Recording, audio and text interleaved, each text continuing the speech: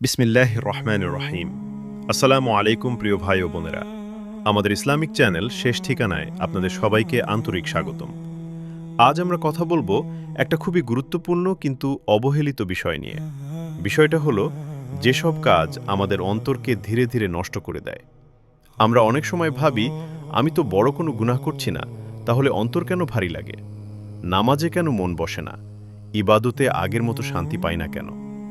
এর কারণ অনেক সময় বড় গুনাহ না, বরং কিছু ছোট ছোট অভ্যাস, যেগুলো ধীরে ধীরে আমাদের অন্তরকে দুর্বল করে ফেলে। রাসূলুল্লাহ সাল্লাল্লাহু আলাইহি সাল্লাম বলেছেন, মানুষের শরীরে একটি মাংসপিণ্ড আছে, যদি সেটা ঠিক থাকে তাহলে পুরো শরীর ঠিক থাকে, আর যদি সেটা নষ্ট হয়ে যায় তাহলে পুরো শরীরই নষ্ট হয়ে যায়। আর সেটাই হলো আমাদের অন্তর। এখন চলুন দেখি কোন কোন কাজ এই অন্তরকে ধীরে ধীরে ক্ষতিগ্রস্ত করে। যেসব কাজ আমাদের অন্তরকে ধীরে ধীরে নষ্ট করে দেয়, তার মধ্যে কয়েকটা কাজ আছে যেগুলো আমরা প্রতিদিন করি, কিন্তু বুঝতেই পারি না এই কাজগুলো আমাদের ভেতরটা আস্তে আস্তে ফাঁকা করে দিচ্ছে। এই কাজগুলোর মধ্যে সবচেয়ে গুরুত্বপূর্ণ কয়েকটা হলো অপ্রয়োজনে মানুষের সঙ্গে বেশি মেলামেশা করা, অনেক বড় বড় আশা করা, আল্লাহ ছাড়া অন্য কারো উপর বেশি নির্ভর করা, সবসময় পেট ভরে খাওয়া এবং বেশি ঘুমানো। চলুন এখন এক এক করে এই বিষয়গুলো সহজভাবে বুঝে নেই।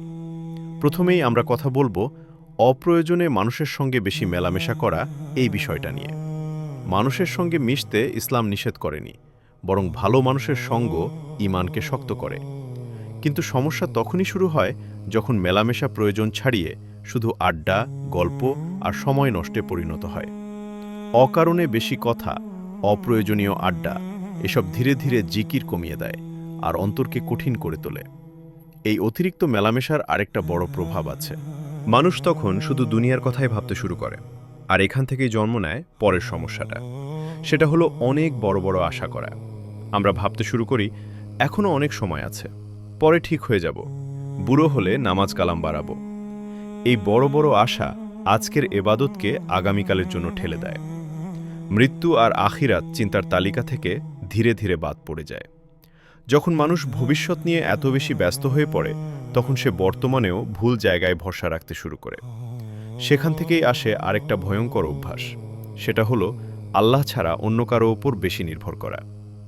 কারো সাথে ভালো সম্পর্ক থাকা খারাপ না, কিন্তু সমস্যা তখন যখন আল্লাহর জায়গায় মানুষ বসে যায়।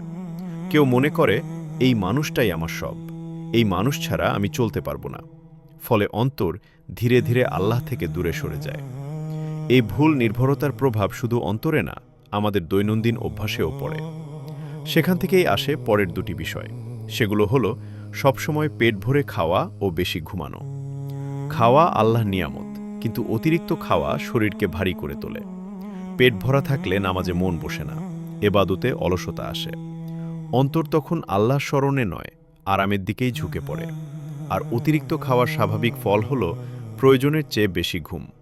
প্রয়োজনের চেয়ে বেশি ঘুম সময় নষ্ট করে, ফজরের নামাজ মিস হতে থাকে, এবাদতের আগ্রহ কমে যায়, ধীরে ধীরে অন্তর গাফিল হয়ে পড়ে।